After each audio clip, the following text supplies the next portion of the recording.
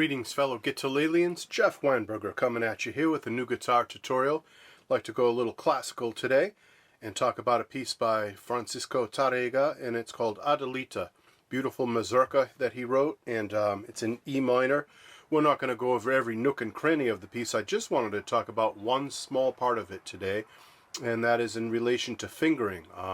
There's quite a few books that have this. It's a very famous Spanish classical guitar piece from the Romantic period, and so therefore it's in tons and tons of guitar books, lots of collections out there of Tarrega's music, Spanish music, and also just plain old classical guitar compilations. So because this is such a famous piece, there are actually a lot of different editions of it, and different people have fingered it in different ways. So let's talk about that. The first part is always fingered the same way.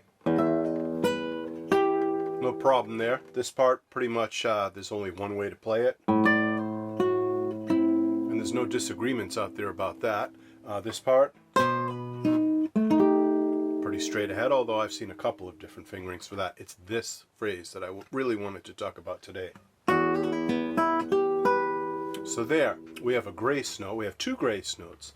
We have an F sharp and a G leading into the note E. And so those two grace notes can be played on the second string 7th fret for F sharp, and the second string 8th fret for G. That's a valid fingering. That is the way Frederick Noad fingered it in his famous book Solo Guitar Playing. That's an excellent book. I highly recommend it. So that's different from how I played it, but that's a very valid fingering to play the F sharp at the 7th, the G at the 8th. You could either play the E note as a fretted note at the 9th fret of the G string. That's an okay way. You could also play an open E. Maybe not the best, but it's possible. And then another book that I have has it fingered like this. So there we're playing our grace notes, leading into our E note, then a B, an open B, an open E, but then we use G at the 1st fret of the E string and B at the 7th fret of the E string. I don't like that a lot because it's a big stretch. That's a bit of a stretch right there from the 3rd to the 7th. It can be done, but if you don't need to strain your hand like that, there are ways to avoid it. So one collection I have of Tarrega pieces, it's a beautiful little collection.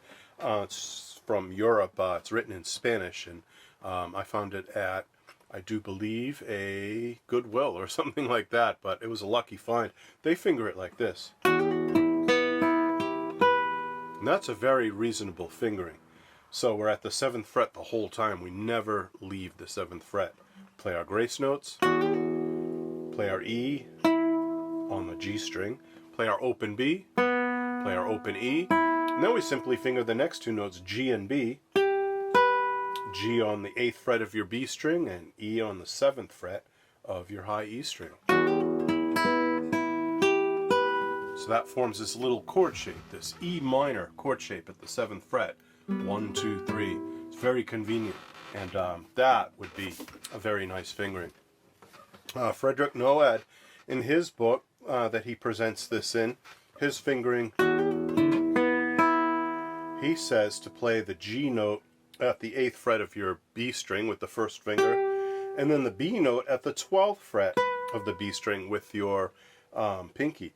That's a good way. That has a nice tone to it. Allows you to get kind of a sweet sound on your B string playing those two notes, as opposed to the much brighter E string. Also, it puts you in great position to restart the phrase when it comes back up again. Your pinky's already at the 12th fret, ready to rock, ready to do that opening phrase again when it gets recapitulated. So Frederick Noad's fingering is brilliant. That's a really nice fingering. The reason I used my own custom fingering for this, I'm not sure, I imagine there's other people out there that do it this way. This is just simply flashier.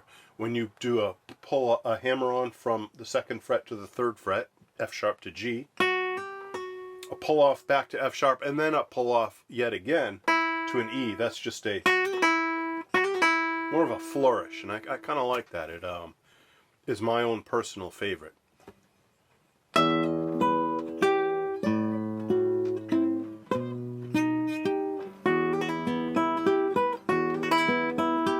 That always has worked for me, even though I do agree with Frederick Noad that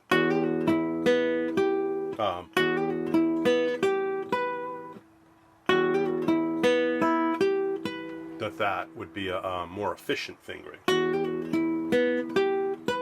And you get the sweetness of the G and B notes both being on the B string.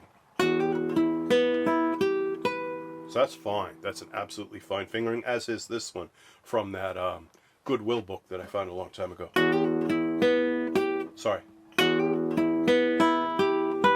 Because it's in position. So there you have 3 different ways to play the same phrase. And that kind of gives you an idea of what editors go through when they're doing a classical guitar piece and they're figuring out what fingerings to use. These are the sort of decisions they have to make. Where does it sound the nicest? What's the easiest for the player or the student to finger?